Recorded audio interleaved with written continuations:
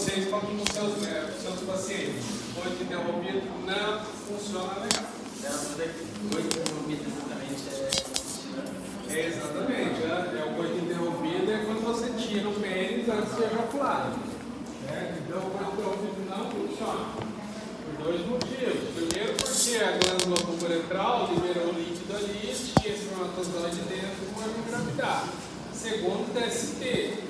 Terceiro, que você pode não controlar também essa ejaculação. Certo? Você pode ejacular um pouquinho e tirar. Já era. Se tiver o espermatozoide com uma utilidade boa ali, você vai ejacular. Então o coito interrompido não é legal. Tá? Camisinha funciona, mas também tem a probabilidade de engravidar. Certo? Camisinha também tem. E probabilidade de pegar algumas DSTs, que nós vamos conversar ali. Mesmo usando camisinha, você pega. Tá? Outra coisa. Concepção, engravidar com camisinha pode acontecer, com coito interrompido pode acontecer. Mesmo tomando anticoncepcional pode acontecer. Nada na saúde é 100%. Tudo tem a sua chance. Funciona aquele, não sei se você fala, anticoncepcional,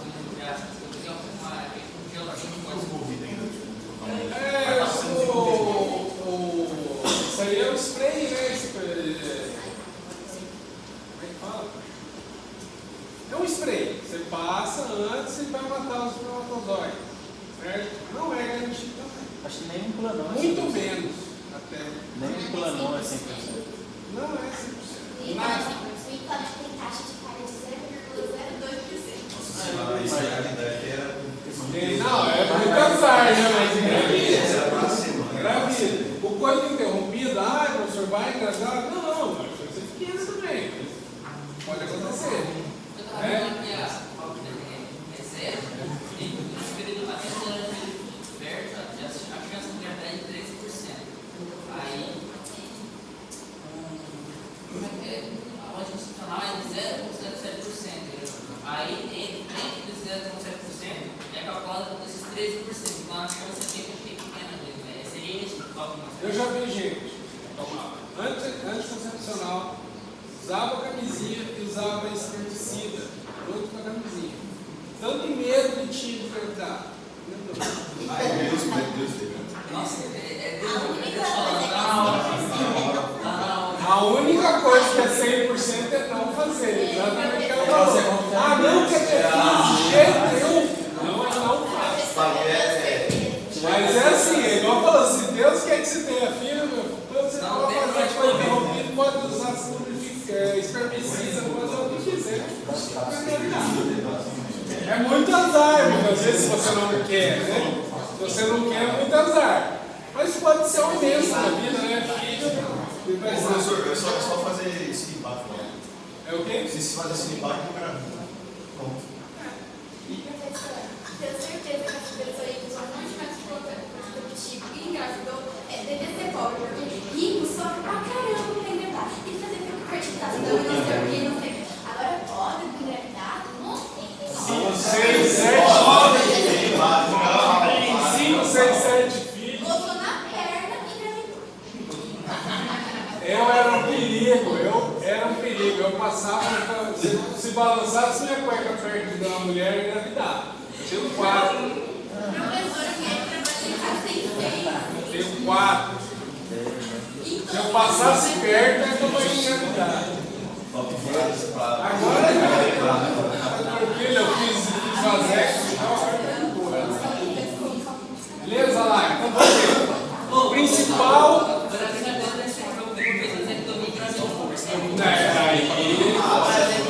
Nós vamos falar de vasectomia. Ou pode ser do vizinho, ou o que acontece? Não, tem outras explicações. A perícia do cirurgião, pessoal. Depois eu vou mostrar a vasectomia. A pessoa pode engravidar uma mulher sendo vasectomizada? Sim, na lógica não ligou direito. Pela lógica, não. Se ele foi bem vasectomizado, foi uma cirurgia bem feita, o profissional é bom, fez a cirurgia corretamente, não tem chance de uma pessoa engravidar. Não existe. Não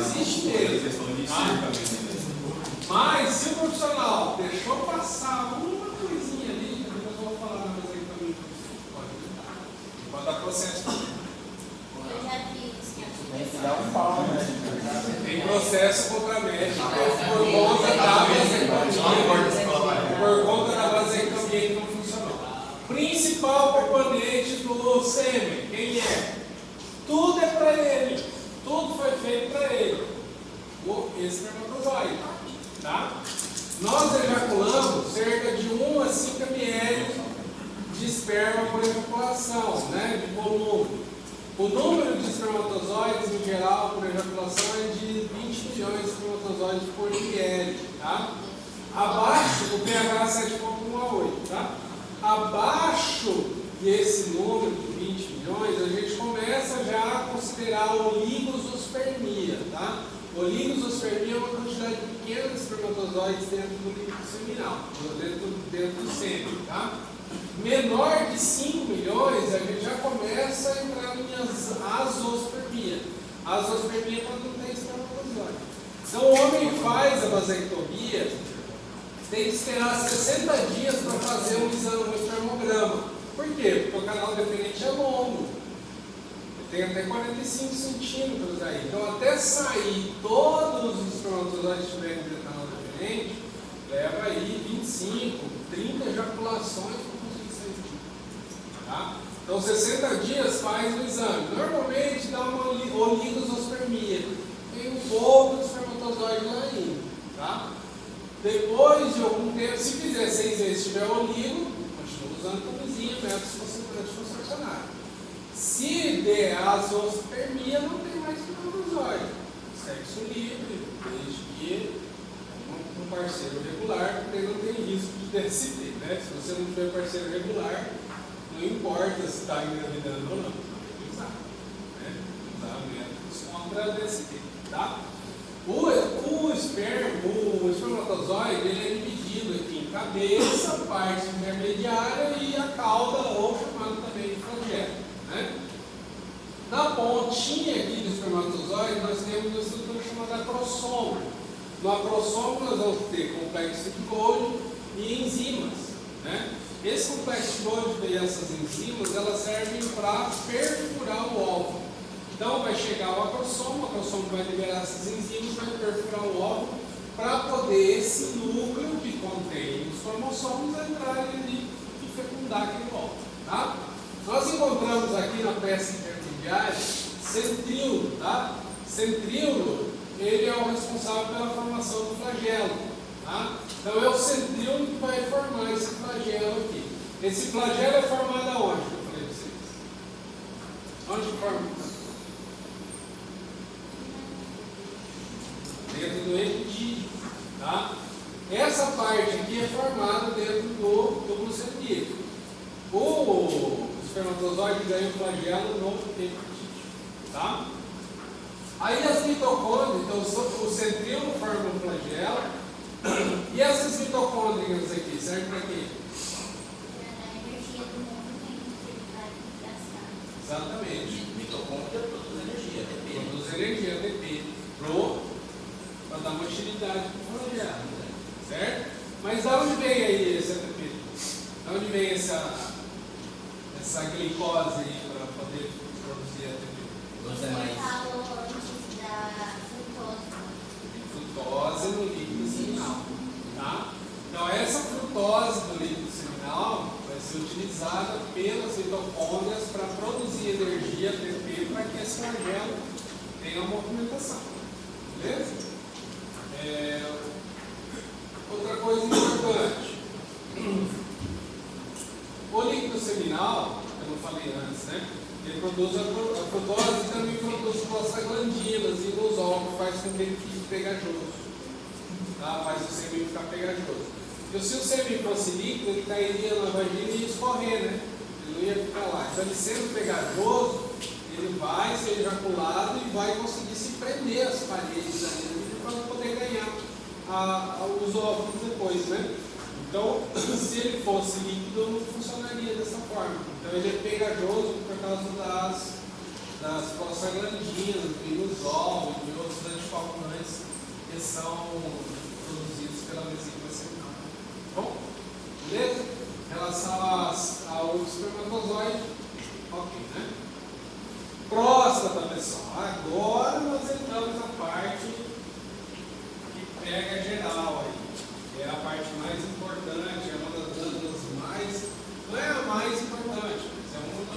importantes do organismo humano, masculino, né? Porque ela é responsável por uma doença endêmica, né? Que é a HPV. hiperplasia prostática benigna, hiperplasia prostática câncer, né? Tumor e prostatite, né? É aquela que eu coloquei aqui, as três que mais acontecem, né? Professor, na anamnese, a gente observa que na rede pública ou em qualquer outro lugar, a prostatite acaba sendo muito comum em quem é caminhoneiro, em quem é entregador de moto, porque o cara fica muito, ou o profissional que trabalha muito tempo sentado. Porque essa posição que você cria uma compressão na próstata e ela pode gerar uma inflamação que é a prostatite. Ciclistas, pessoas que andam muito de bicicleta, o selinho, ele aperta na coisa. E trabalha na roça, né? Quando tá cavalo. Cavalo, tudo que aperta ali a região do períneo, pode, porque ela está aqui, ó, né? Assim, na região do períneo, logo em contato direto com o reto, né? Então, quando você senta e aperta a próstata, aí pode causar não tanto a prostatite, mas mais a hiperplasia benigna. A prostatite ela necessita de uma infecção, né? Mas a hiperplasia benigna é só um aumento da próstata. E isso acontece por conta de trauma, por conta de pressão e tudo mais. E aí o que acontece? A hiperplasia benigna de próstata é o aumento de volume dessa próstata. O que acontece? Quando aumenta o volume dessa próstata, nós sabemos que a uretra passa no meio da próstata. Então acontece o quê?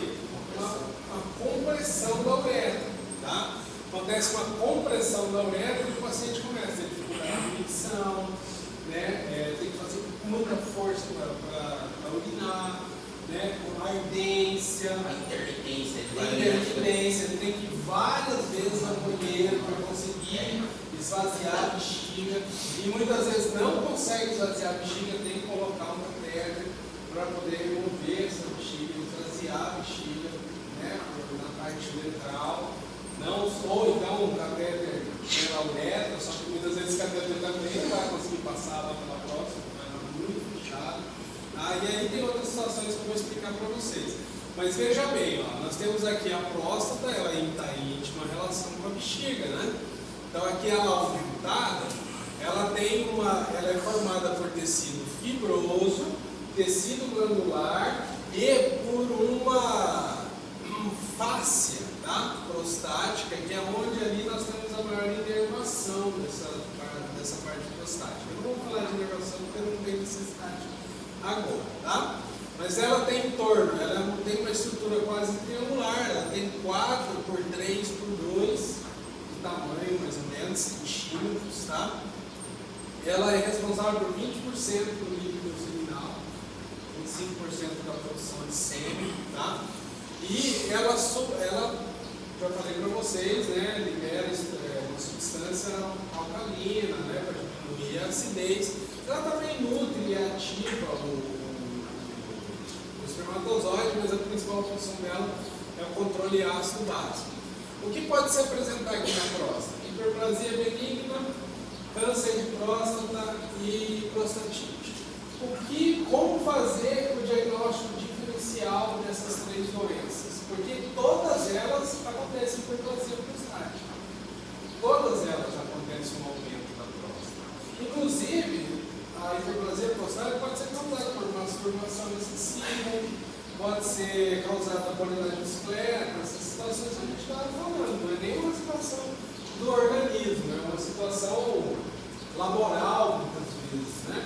Então, a hiperplasia benigna de próstata, a gente tem que saber. Vocês, depois, na clínica geral, né? Vocês vão se formar primeiro clínicos gerais. Então, vocês têm que saber como fazer um diagnóstico, como fazer um diagnóstico diferencial dessas doenças.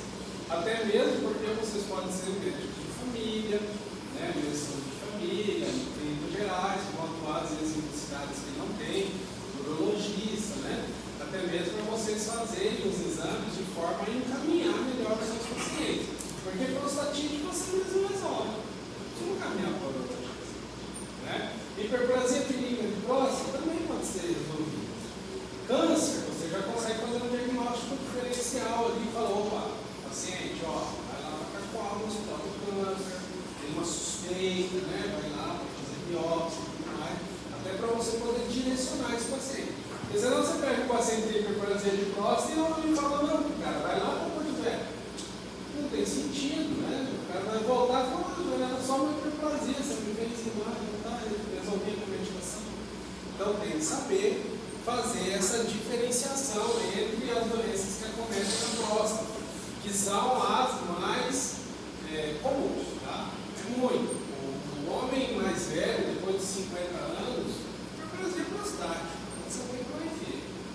Dependendo do trabalho, então, da função laboral da pessoa, vai depender. Tá? A chance de ter depois de 50 anos é muito grande.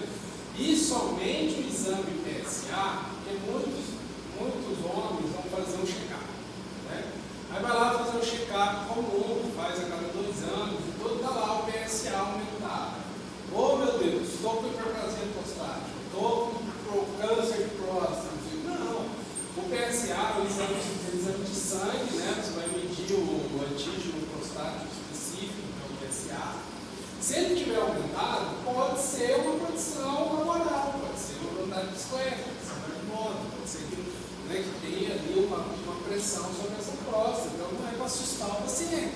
Deu um PSA aumentado, vamos fazer outros exames para confirmar o diagnóstico.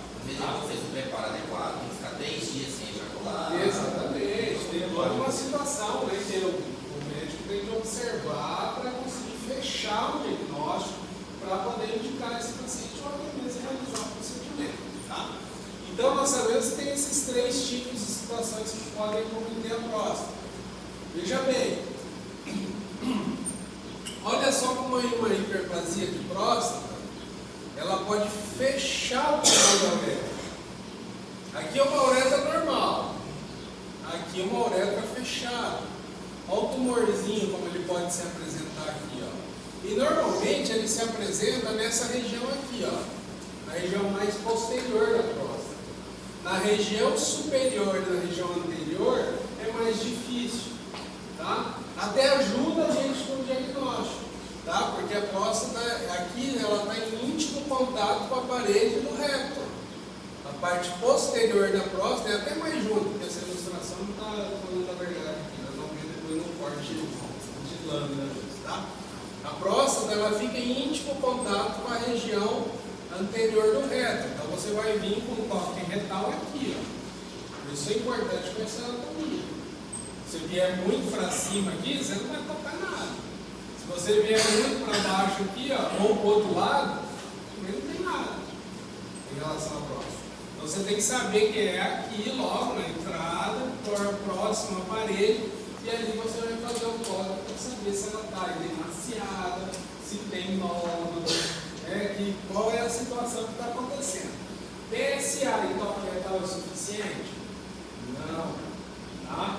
Não é suficiente. Ele vai te dar um caminho. Fala, opa, o PSA está aumentado e a próstata também. Agora nós vamos ter que diferenciar se é hiperplasia, se é prostatite ou se é câncer. Como é que você vai fazer isso? Outros exames. Exame de sangue, exame de urocultura, né? Pode fazer um ultrassom com Doppler, pode fazer ressonância magnética, tá? Nós fazemos para tecido mole, ressonância magnética, para tecido duro, tomografia ou radiografia, né? Dependendo do que você quer ver. Dr. José Soares, que trabalha como neurologista, ele é professor da residência. Primeira aula de residência com os meninos entram na R1, ele já ensina para eles qual é a diferença do toque. Até acho que falei em um local aqui na sala. Uma próstata normal, a textura que ela tem é do lado. Uma próstata com HPV, ela tem a textura da cartilagem do nariz. Então por isso que o toque é importante. Ele consegue identificar essa textura. Exatamente. Essa textura da próstata, né? Se ela é macia ou não. Se ela for hiperplaseada, né? Isso aí. Tá? Se ela é normal, tá? Se tem nódulos, vai sentir uma gordura. Tá? Então é uma questão de experiência. A hiperplasia ela já chega a ser um câncer ou ela é só um inchaço? Não, é só um inchaço. Só uma... É um inchaço saudável, digamos assim, que você pode corrigir de uma forma mais comum. É benigno, né? Então você vai corrigir com medicação, né? Com relaxantes musculares, com anti-inflamatórios. Você inicia assim. Depois você pode ter que fazer uma cirurgia ali para tirar um pedaço daquela prótese para aumentar o canal, porque é o endividamento. Essa é uma parte mais radical. Tem muitas medicações que elas agem ali naquela região. Exatamente. Diminuindo esse tamanho da prótese, até quando ela fina mesmo. Faz esse trabalho de redução, que é uma injeção que age reduzindo o tamanho. Exatamente. E aí a prostatite, por exemplo, você tem que entrar com antibiótico, porque a prostatite é uma inflamação normalmente relacionada com o bactéria. A bactéria ganhou ali a região da próstata e causou a prostatite. O paciente vai ter febre, vai ter dor, diagnóstico diferencial. Nenhuma delas tem sinal patognomônico, né? Que é aquele sinal que fala assim, né? Sinal patognomônico é um sinal específico de uma doença, né? Fala, tem hiperplasia, é câncer. Ah, não tem sinal patognomônico. Tem vários sinais que associados vão te trazer uma ideia de o tratamento do câncer, próstata, varia bastante. Varia de acordo com o tamanho do tumor, a localização do tumor, se já tomou vasos linfáticos ou não, tá? Idade do paciente. Tá? Então tem várias situações, porque pode ser tratamento hormonal, somente um tratamento hormonal, pode ser somente uma radioterapia, ou pode ser uma prostatectomia total, remover toda a próstata. Mais idosos, mais provavelmente. Sim, jovem. Por exemplo, você pega um jovem de 40 anos, você vai fazer o possível para não tirar essa próstata. Porque a remoção total da próstata pode causar impotência. Né? Então mexe na qualidade de vida da pessoa. Então uma pessoa jovem, normalmente, você tenta preservar a próstata. Então você faz o quê? Coletagem, né? Você faz... desde que não tenha ganhado no famoso. Aí o famoso vai ter que fazer radioterapia. Tá? Aí faz radioterapia, faz várias situações tentando preservar a próstata. Ah, pegou um homem de 70 anos, faz uma prostatectomia, o cara não tem mais como suportar outros tipos de tratamento e normalmente já está mais avançado. Normalmente já ganhou novas informações. Então depende da situação. Tá? Até falei uma besteira. Os medicamentos eles não reduzem o tamanho da próstata, exceto a tadalafila. E a gente tem uma droga que é a doxazosina, por exemplo, que ela dilata o canal ureter. Não mexe na próstata. Não mexe na próstata. Exatamente. E ela pode ser usada tanto para reduzir o tamanho da próstata, para dilatar o canal no caso de uma HPV e até mesmo para expedir cálculo renal. Ela dilata o canal se o cálculo tiver menos de 0,1 de sem dor, inclusive. Então, ó, essa é a próstata, beleza? Diagnóstico diferencial. Vamos lá. Olha o toque retal sendo realizado aqui, ó, tá? Olha os nódulozinhos, né? A uretra aqui está aberta. Aqui uma hiperplasia, então somente uma hiperplasia. Você vê a parte glandular hiperplasiada. E aqui a próstata fechada, né? Ó, a uretra fechada, ela consegue expelir a urina de forma adequada, né? Então, o câncer de próstata, ó, ele pode apresentar nódulos, áreas endurecidas, um crescimento anormal da prótese detectável ao exame de toque. O exame de PSA com certeza vai estar com números bastante elevados, tá? Aí você faz o quê? Você faz um exame de imagem. Já vou mostrar para vocês uma ressonância magnética. Você faz uma ressonância magnética, você pode fazer uma biópsia, né? Fez a ressonância, vai fazendo etapas, né? Cada vez mais invasivo. Começa sempre fazendo invasivo. Toque, exame de sangue, opa, desconfiou ali, tem sangue na urina. Pode ser um câncer de próstata, porque na hiperplasia normalmente não tem sangue na urina. Se tiver sangue na urina, já é um indicativo de câncer, certo? Não vai dizer que é fechado o diagnóstico. Aí, para fechar o diagnóstico, ressonância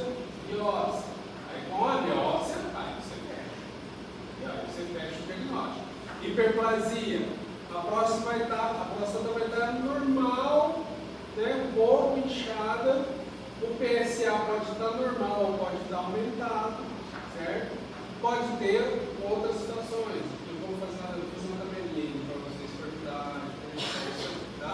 E a prostatite é uma inflamação da próstata, causa dor, né, causa dificuldade de urinar, né? Você pode ver que quase todos têm os mesmos sinais e sintomas. Então vai ter um sinal ou outro que vai dar uma diferenciação aí na tua indicação de tratamento ou indicação para um especialista, né? A prostatite normalmente é bacteriana, tá? Então causa febre, causa dor. O câncer de próstata causa dor, não causa febre, é silencioso, tá? A hiperplasia benigna causa dor ao urinar, né? Mas e aí? O quê?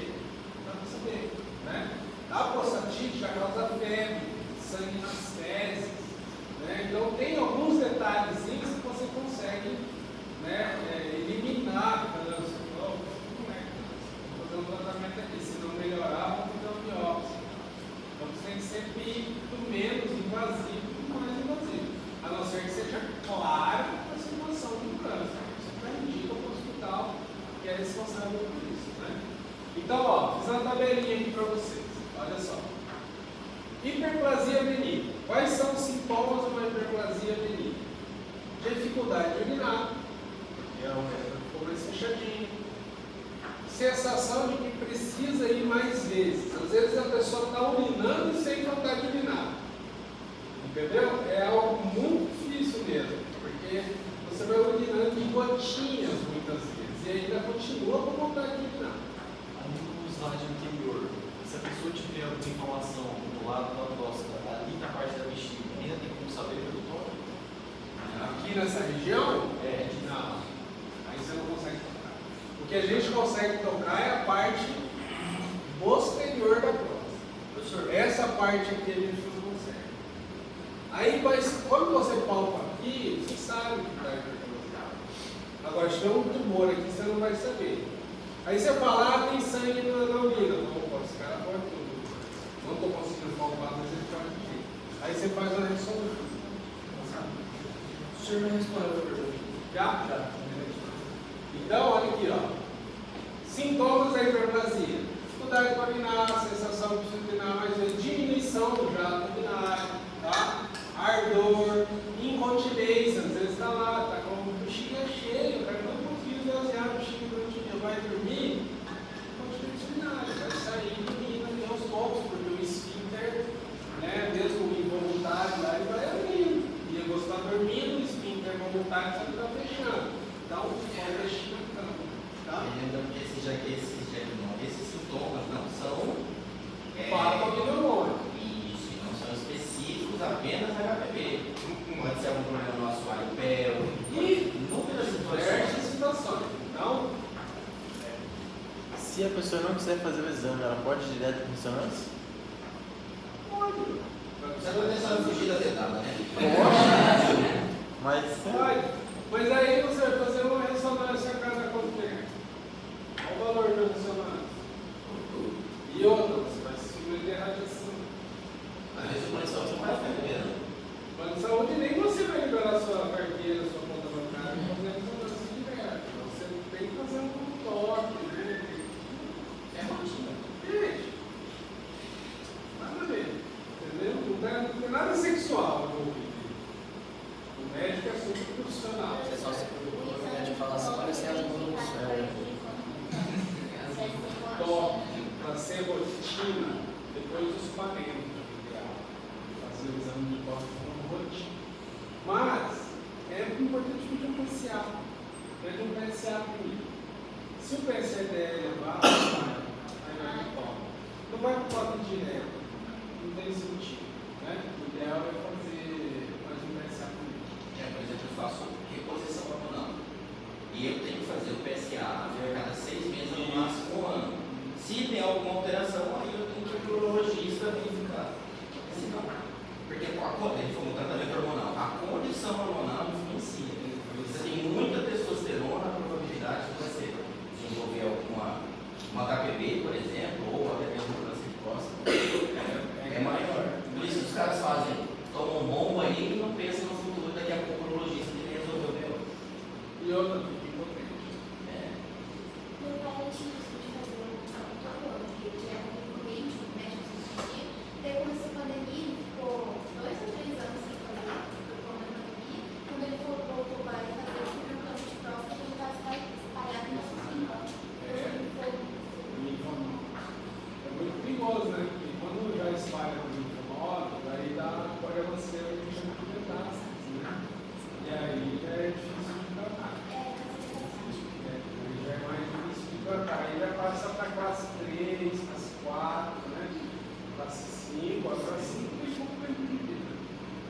Faz parte da tecnologia.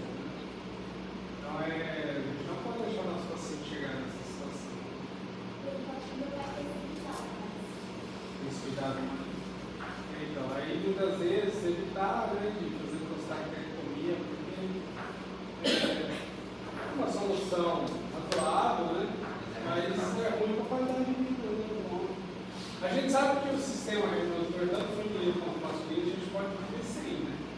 É o único sistema do organismo, se você tirar, é compatível com a vida. Você não pode tirar o sistema circulatório, você não pode tirar o sistema respiratório, você não pode tirar nenhum outro sistema. Nenhum outro. Se linfático, você não pode se extirpar nenhum desses. O único que você pode tirar totalmente e é compatível com a vida é o sistema imunológico.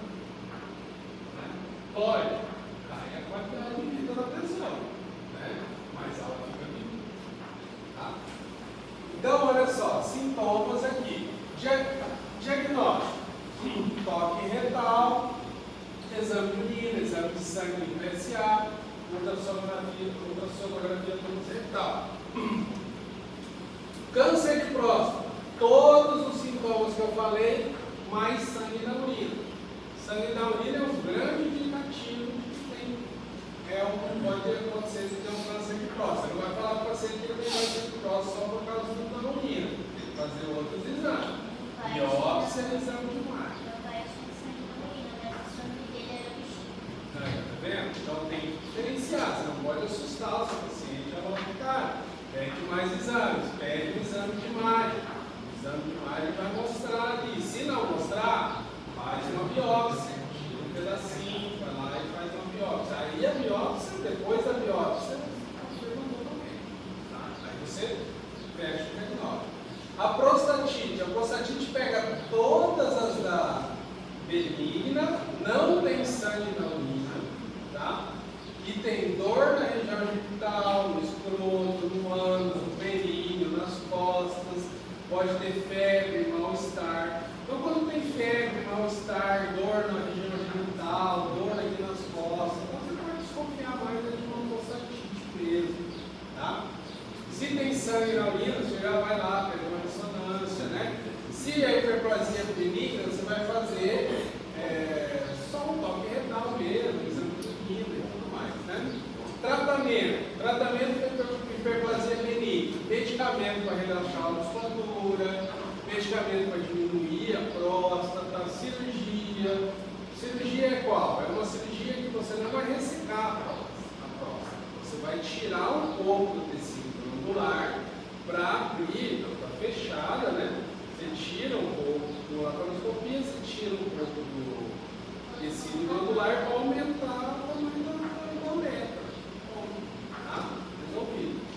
No câncer de próstata, pode ser hormonal, pode ser radioterapia, pode ser cirúrgico, tá? Remover a próstata.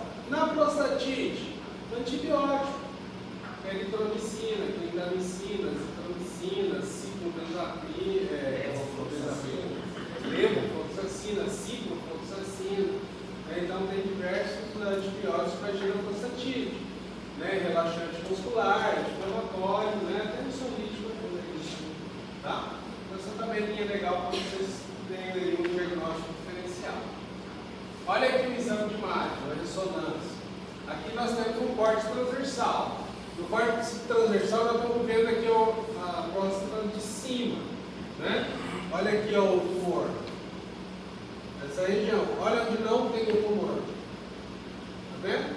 Mas vendo que o tumor é uma área escurecida e disforme. E esse provavelmente foi identificado pelo toque. Foi lá o reto. Então, aí nessa imagem nós temos aqui o reto. Tá? Então fica muito próximo. Se você fizer o toque retal, você vai sentir esse tumor. Tá? Aqui é a mesma imagem, só que num córtex sagital. Aí no córtex sagital, o que você vê aqui? Bexiga. Aqui está o quê? A próstata. Olha aqui a imagem disforme. Olha a cavidade aqui, o reto. Mas você toca aqui. Tá? Você entrar no reto, você não toca.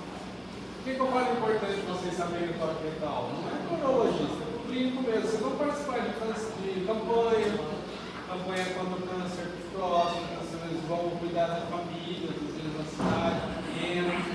Muitas vezes você é o único médico do local, né? Você vai trabalhar com a saúde. Tem que fazer norte. Tá? Você tem que saber interpretar os exames para poder indicar para o especialista ou para o cirurgião. Tá? É assim que aparece o exame do imagem. Aqui é o quê? Uma ressonância. Tá? Na tomografia você vai ver. Vai ver o pubis, vai ver a síntese pública, vai ver o isquio, vai ver todos os ossos dessa região.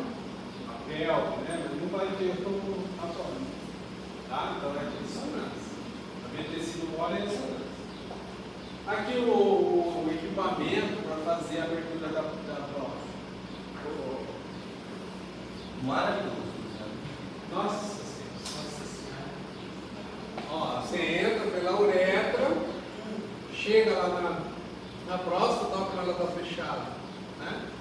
Chega na próstata, você vai usar esse instrumento para fazer uma cavidade. Você vai tirando um pouco do tecido glandular da próstata e vai abrir. Ó. Abriu, a urina vai fluir. Professor, o senhor vai Deus me livre. disponibilizar esse slide, professor? Já está. Esse aqui não. Não. A aula vai estar lá na frente. Não. Não, tem o meu, pelo menos os meus, né? Os meus não tem de urinário. Tá? Como é que é a recuperação disso aí, professor? Tem? Já mandei.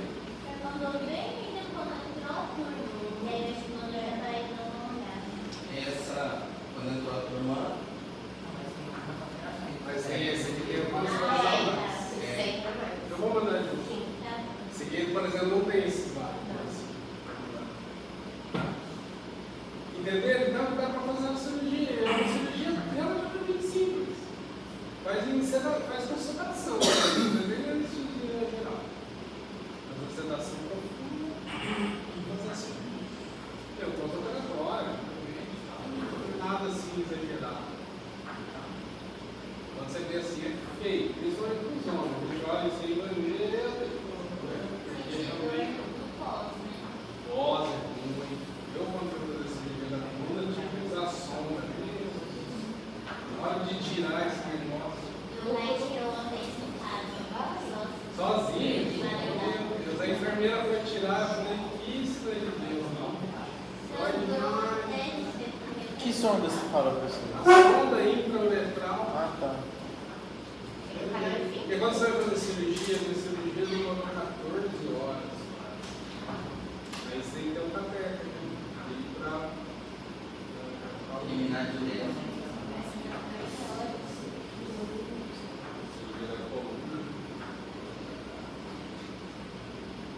Beleza? Olha aqui como é que funciona uma ressecção. Então,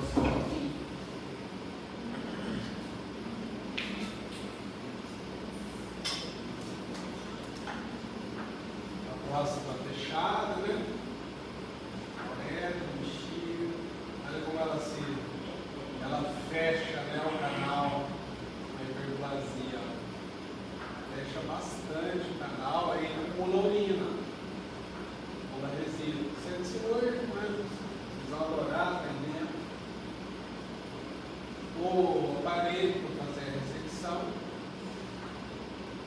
Olha a pontinha dele para poder fazer, né? Tem uma alça, né? Para você poder raspar. Aí você entra com esse equipamento lá, ó, puxa, ó, e faz essa cavitação. Aqui é bastante, provavelmente para retirar o nódulo, algo assim, né? Porque faz pouquinho, não faz muito não. Só para abrir um espaço aqui para a uretra, né? Ó, o pós-operatório aberto lá, a próstata. Aí já é a uretra já. A próstata aí do lado. Ele vai meio que rasgando ali. É, ó, tem a próstata, fica bem fechada, ó. A uretra está bem fechadona. Né? A bexiga ali, ó. Ok, menino? Ele já vai tirando aquele aparelho, já vai roteirizando. É, então, isso, vai tirando e roteirizando. Aí ele vai fazer a raspagem aí, ó. Ó, vai com a alça,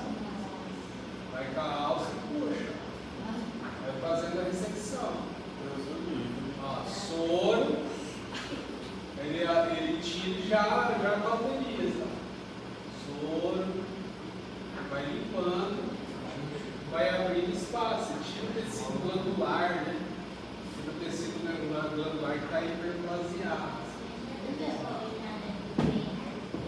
É pós-operatório. Mas na hora que você depois que a mulher for no banheiro, É, vai a oxidação facial. Então é bem legal, uma cirurgia interessante. Faz a raspagem lá dentro, é interessante. Aí abre um espaço considerável para a pessoa poder urinar, né? Faz a cauterização.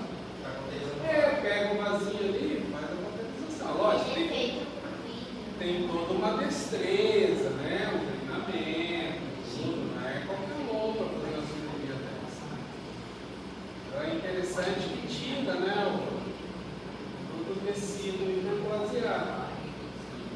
Ele movimenta aquela anestesia que é causante, tirar ele aperta, Slide? não, o tecido. Depois você não O tecido vai sendo aspirado por aquela câmara. tá.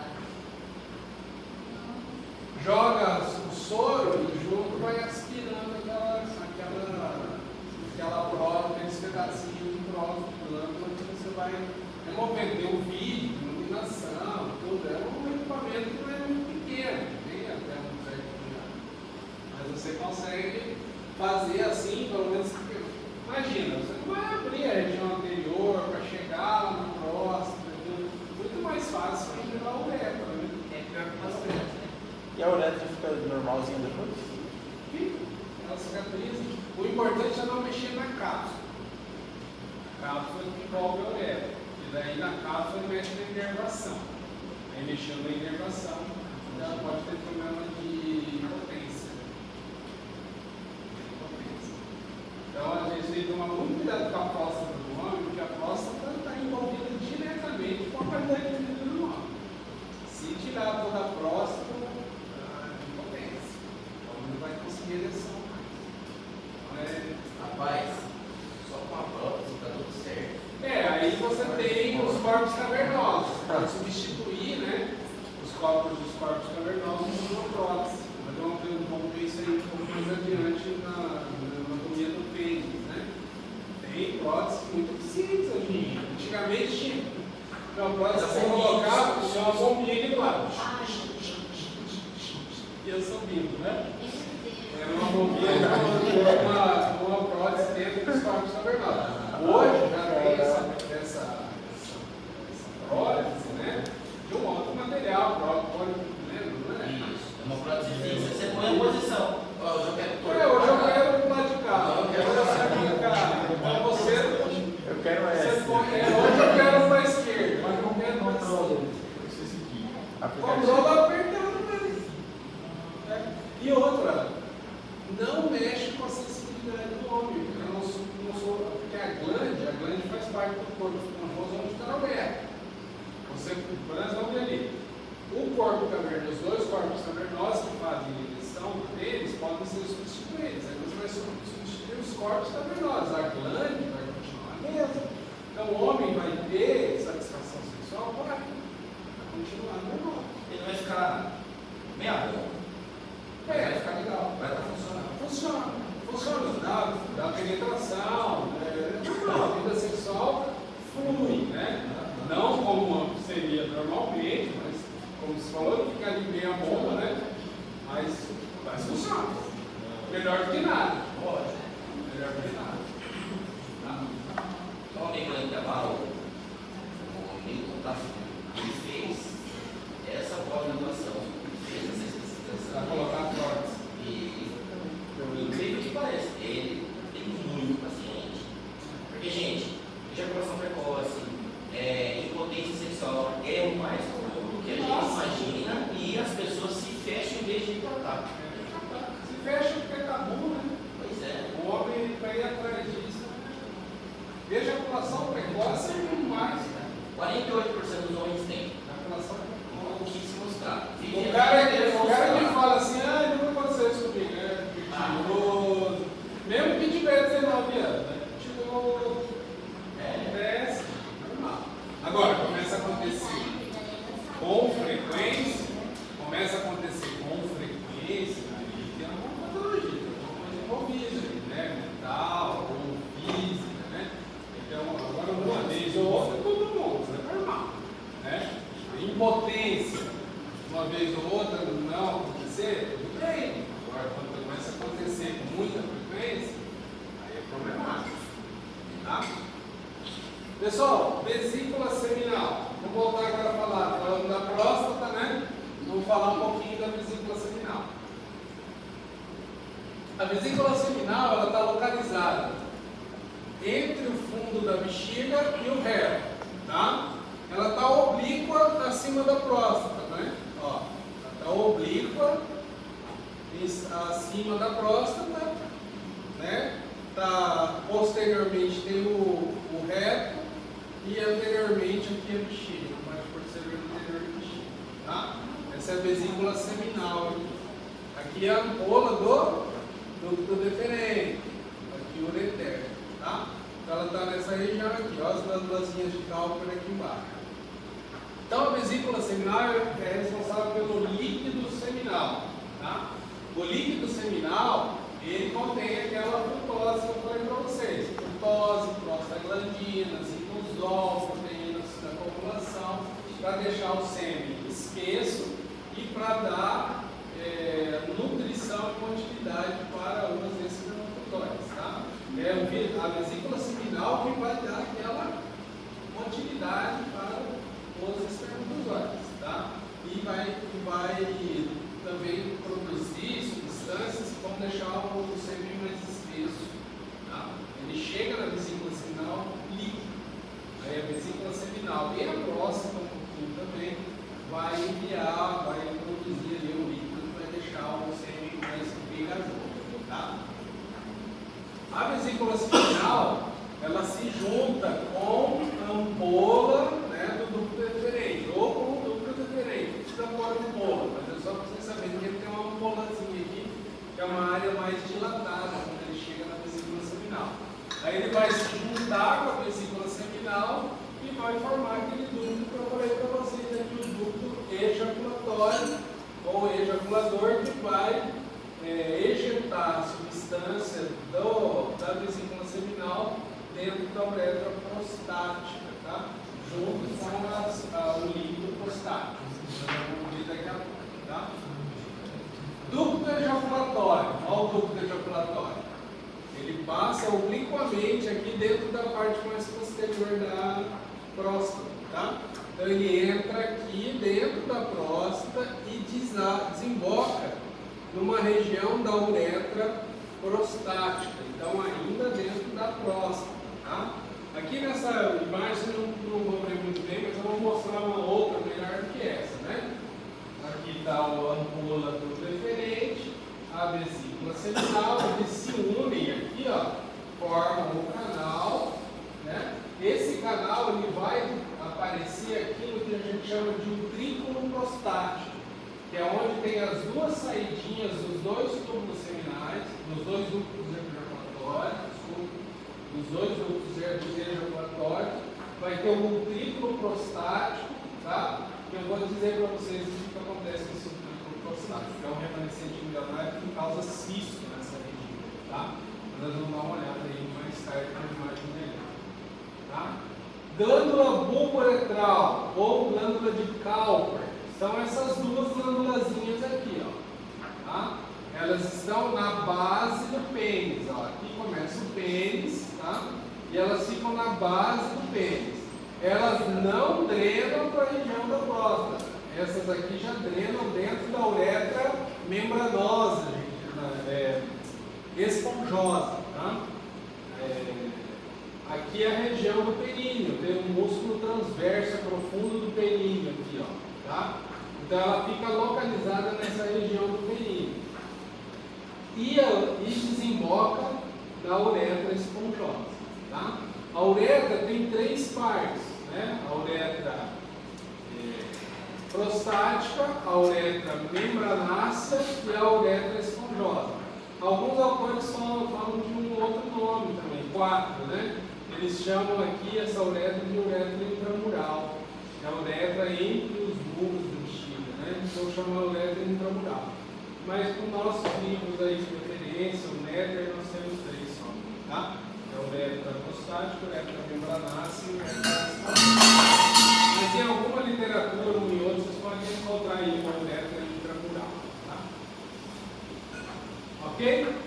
Já falamos dela, né? Faz a liquidificação, faz a limpeza da uretra antes da ejaculação e também ela continua sendo liberada durante a ejaculação, né? Tanto que depois da ejaculação está ali ainda o líquido cheio de espermatozoide, tá? Conversando sobre isso. O pênis, pessoal.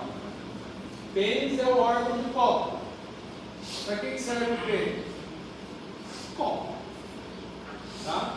Cópula e urina, né? Mas a urina poderia ter sido sem pênis. Então o pênis é o órgão de cópula, é o órgão reprodutivo ali, né?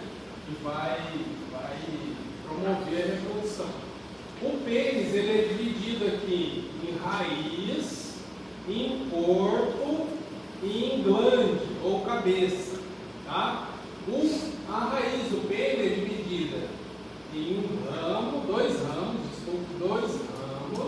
e um bulbo, tá? Esses ramos, eles estão aqui, ó, eles estão inseridos no isquio, tá vendo? Aqui é o isquio. Então, o pênis tem inserção, tá? Tem a inserção no isquio e a parte bulbar aqui, ó, tem inserção no músculo do esfíncter aqui, ó, tá? Do esfíncter externo-anal. Então ele tem as inserções dele, no isquio, os 2 ramos, e o bulbo aqui no. Então está no músculo transverso, profundo do períneo também, tá? E no músculo do reto, tá? Transverso do reto. No isquio. E aqui nós vemos o que? Essa estrutura aqui é o folículo espermático, tá? Ele está passando dentro do canal inguinal e está vindo aqui para baixo para formar o escroto, tá? Com o testículo. Aí temos um corpo, tá? Podemos ver aqui a glande ou cabeça, e tudo que tem cabeça em anatomia tem pescoço, né? Pescoço em anatomia a gente chama de colo, tá? Então tem o colo da glande. A glande é dividida aqui, ó, em colo, a coroa, que é essa parte mais inferior aqui, mais mesial, e o ápice da glande, que está aqui nessa porção um pouquinho mais distal.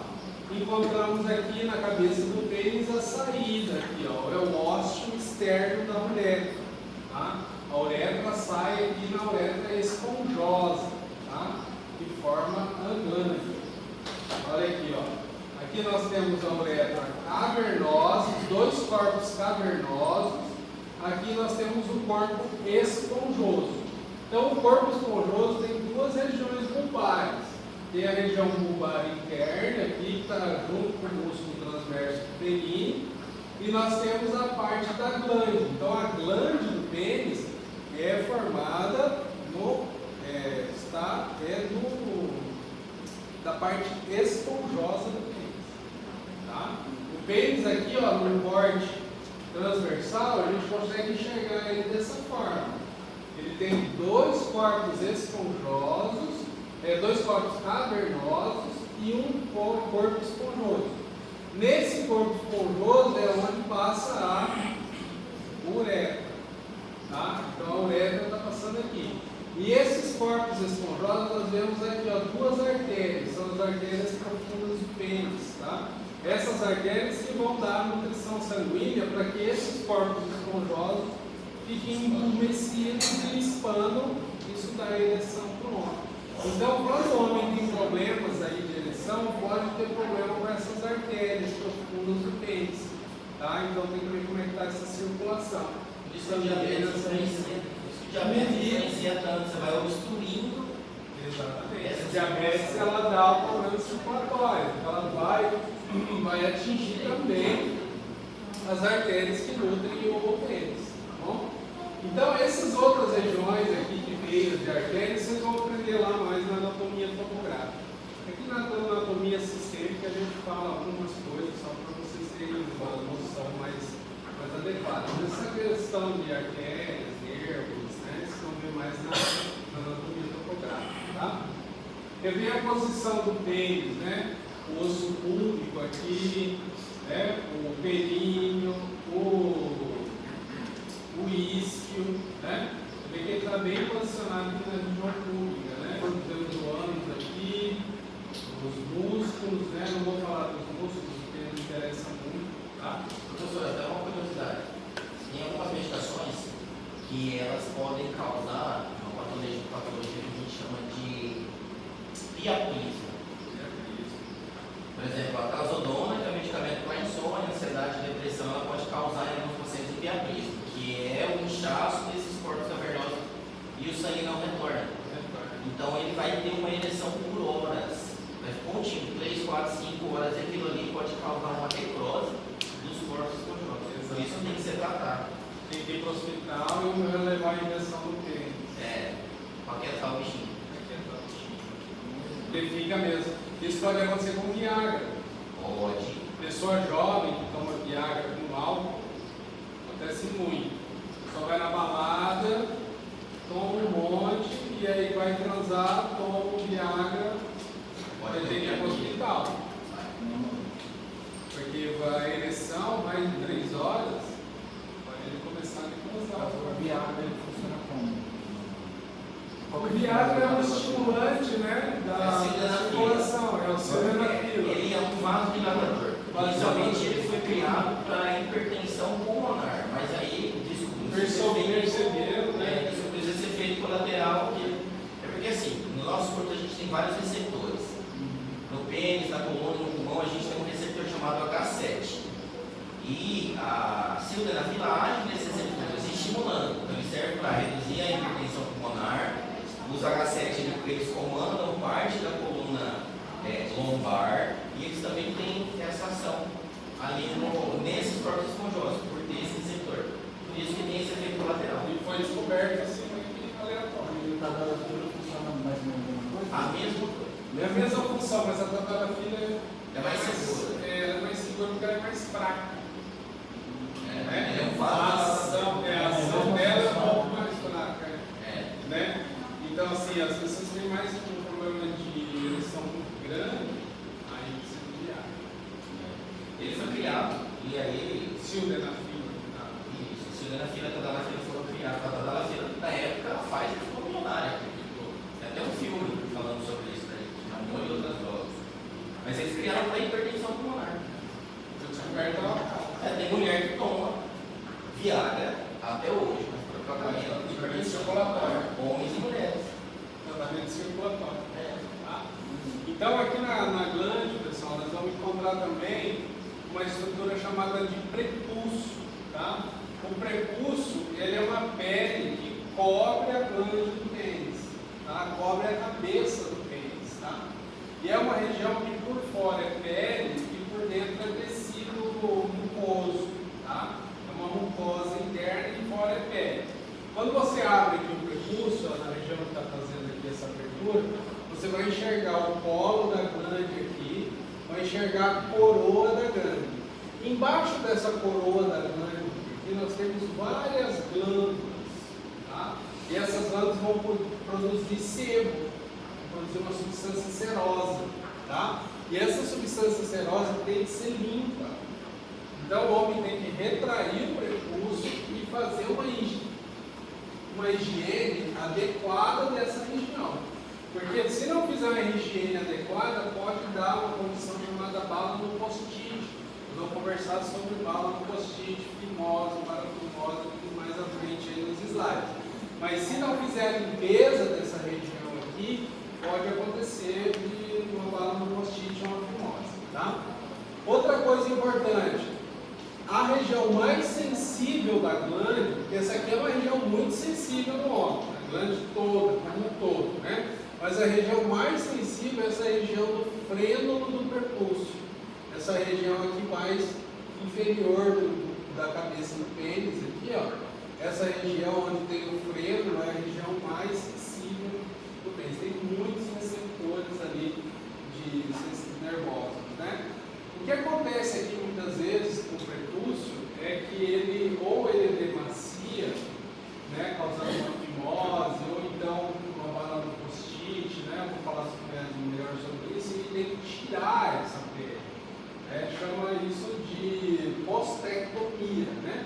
postectomia é retirada do prepúcio.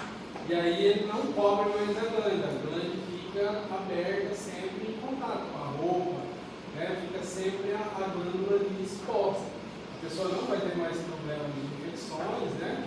Mas a glande vai perder um pouco a sensibilidade, porque ela fica muito exposta e vai ter o tecido protegendo ali, ela não vai diminuir a sensibilidade.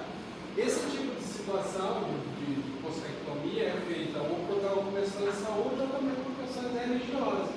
Né? Os judeus fazem a postectomia, né? Os judeus por conta de religião. Lá na Bíblia, né? Fala que todo judeu tem que fazer a postectomia, a circuncisão. Por que eles faziam isso? Né? No livro lá de Moisés tem muitas ordens, né, de sanitárias. São ordens sanitárias. Muitas coincidem Eu acho que está no Levítico, não sei. Para nós, mas lá está no Antigo Testamento. Lá é no Antigo Testamento. Fala que você tem que tirar a glande, o prepúcio. Normalmente tira o prepúcio aqui, para não ter infecção. Então foi uma questão de saúde pública. Moisés colocou ali, inspirado por Deus, né? Como diz. Aí depois ali a circuncisão já vem com questão religiosa já há muito tempo. Né? Colocou lá também que não pode comer carne de porco. Por quê? Porque existe cercose. Então tem uma relação das leis lá de Moisés com a questão de saúde pública. Né? Então, a bala no post-it é isso, é a remoção do prepúcio. E tem um tratamento medicamentoso também, um tratamento que chama Postec. Sim, nós vamos chegar no slide, ele vai ter, né? Tem tratamento medicamentoso, não é cirúrgico logo de cara, né? Mas eu falei da cirurgia para você, mas tem medicação. Fimose, tem a fimose e tem a bala do post-it. Tá? A balanite é a inflamação da glândula. A postite é a inflamação do prepúcio. E a bala do post-it é quando inflama tudo. Tá? Aí tem os nomes mais específicos, fimose, parafimose, que são as condições que a gente vai conversar um pouco mais tarde. Tá? Uretra, para fechar aqui amanhã. Para fechar aqui nosso conteúdo da manhã. Uretra. A uretra, como eu falei para vocês, é dividida em três, né? Uretra prostática, uretra membranácea, que fica na região aqui do períneo, tá? No músculo transverso profundo do períneo, tá? E nós temos a uretra esponjosa, que fica dentro do corpo esponjoso do pênis, tá? O ósteo interno da uretra é onde é o esfíncter interno do sistema urinário, tá? Esse esfíncter aqui, ele é de contração involuntária. Então, o sistema nervoso, ele vai abrir esse esfíncter quando a bexiga estiver muito cheia e vai fechar esse esfíncter quando não estiver muito cheio. Então, é algo que nós vamos controlando, né? O sistema nervoso autônomo, tá? E o outro esfíncter fica aqui na região membranácea. Aí esse esfíncter aqui, ele tem contração voluntária, tá? Ele é voluntário, você consegue fazer um movimento para segurar a urina, para segurar a ejaculação. Então é importante fazer exercícios para o períneo. Você faz exercícios próprios para manter o períneo com uma função adequada, tá? Tanto para a ereção quanto para a micção, as mulheres também, na parte sexual. Importante esse períneo, para mim faz uma ação bastante grande, tá? Aí nós temos aqui, no centro da uretra prostática, eu fiz um aumento aqui, tá? Aqui mais ou menos na região central, mais inferior da próstata, que está passando a uretra, tá? Nós temos um local chamado colículo seminal, tá? Nesse colículo seminal, nós encontramos aqui o ósseo do ducto ejaculatório. Então, temos dois furinhos aqui, pessoal. Tá? Esses dois furinhos é onde sai o ducto ejaculatório de ambos os lados, que vem lá da vesícula seminal e do canal deferente, tá? Vem e sai aqui. Esse aqui chama o trículo prostático. O trículo prostático não serve para nada, só serve para dar cisto, tá? É uma região onde entra tecido, aqui entra qualquer tipo de bactéria ou tecido seroso que causa cistas, tá? E esse cisto tem que ser removido da mesma forma que é removida a hiperplasia de próstata, tá? Então pode acontecer de uma hiperplasia de próstata ser confundida com um cisto.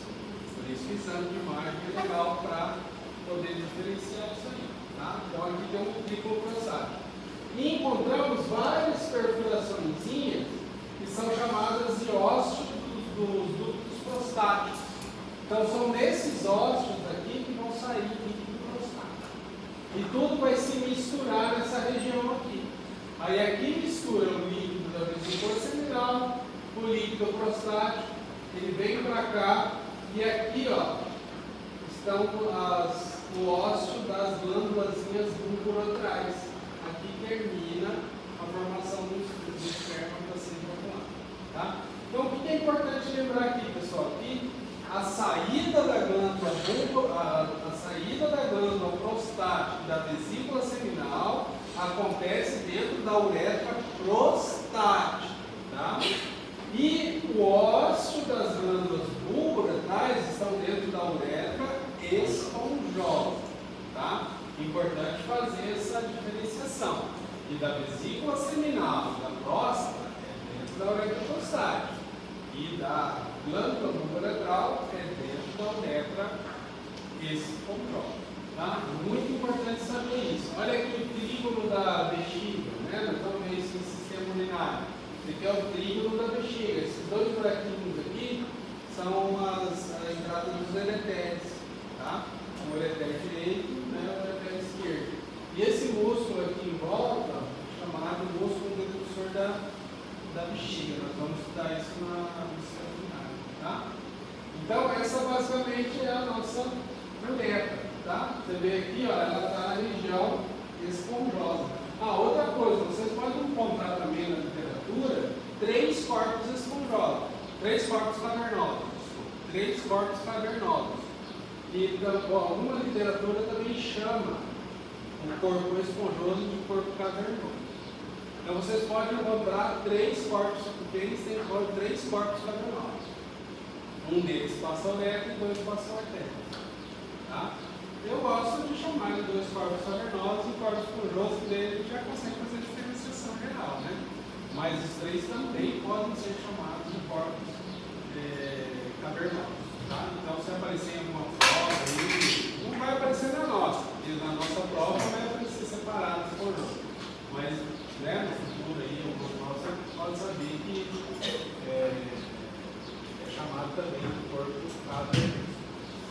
Beleza, pessoal? À tarde nós vamos entrar nas condições, doenças e algumas outras coisas mais específicas em relação ao sistema reprodutor da nossa coluna. Beleza? Boas horas, pessoal. Como é que foram as aulas do sistema cardiovascular? Beleza? Boas.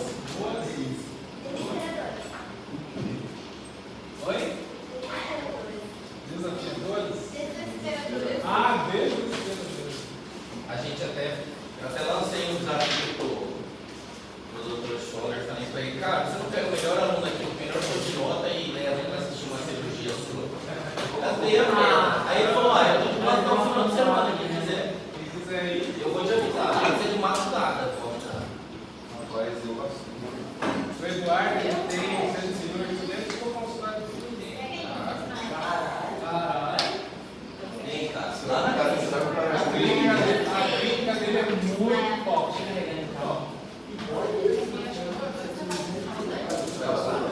Eu